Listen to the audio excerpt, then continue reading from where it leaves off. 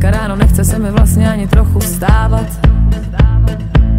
Oči mám zalepený plný ospalků. Včera chvíli po poledni přišla zhora blbá zpráva. Hučí mi v hlavě z toho, jak skládám tu mozaiku. Počítám, kolik let je přede mnou a kolik za mnou. Co zbytečnýho řeklo se, neřeklo se.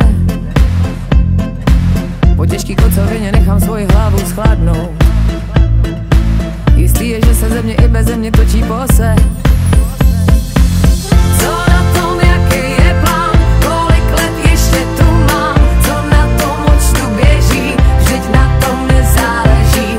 Co na tom, jaký je plán, kolik let ještě tu mám, co na tom, co se chystá, jsem věčnej optimista, jsem věčnej optimista. Možná mají tam nahoře se mnou trochu jiný plány, že teď jsme tady z nějakýho důvodu.